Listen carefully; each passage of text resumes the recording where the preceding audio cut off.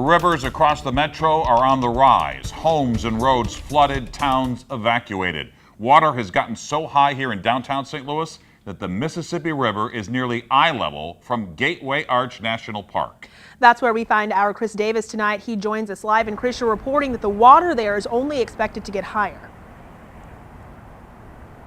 Well, that's exactly right, Morgan. This barrier is about as close as we can get to the water's edge, but if you look over my shoulder, you can actually see some reflective road signs. That is where Lenore K. Sullivan Boulevard is. It's really been more of a waterway than a roadway during the spring flood season. Just beyond that, you can see the water starting to creep up the steps here. Just to give you a little bit of perspective, that river is supposed to raise at least up another 2 steps before it finally crests later this week. Just curious. It's a rare sight on these grounds when eyes are drawn down instead of up. Really, I wanted to see how the water how far the water was up on the arch steps. Marie remembers coming to this exact same spot in 1993. It's almost there, but not quite. So just how deep is the Mississippi River? Here at the Jewel Box, the top of the roof is at about 50 feet. That's the level that the river crested in 1993. 1 tier down is 46 feet, and that's the level the river's expected to crest this flood.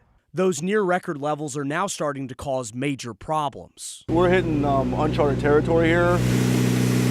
This portion of Carr Street was bone dry on Saturday. Then a force main underground became overwhelmed with water. When that force main failed, it actually flooded out Ashley Energy, which is a big steam provider for the city of St. Louis. And it did affect several buildings within the downtown St. Louis area. Both the downtown Hilton and Westin hotels had the unenviable position of telling their guests no hot water indefinitely. Busch Stadium also had a hot water outage, meaning the Cubs went home without a win or a shower. Sean Hadley with MSD says they're doing all they can to get systems back online, but insists this incident was inevitable. And then with the river being as high as it is, it's something that nothing could have been done about this. Back in '93, Marie never thought she'd see this again.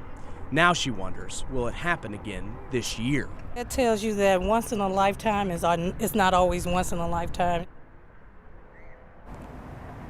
Now, the city and MSD are working on temporary solutions for those downtown businesses that obviously need hot water to operate, but there's no official word yet on when those will officially go online. In the meantime, once again, the Mississippi River is expected to crest on Wednesday at 46 feet.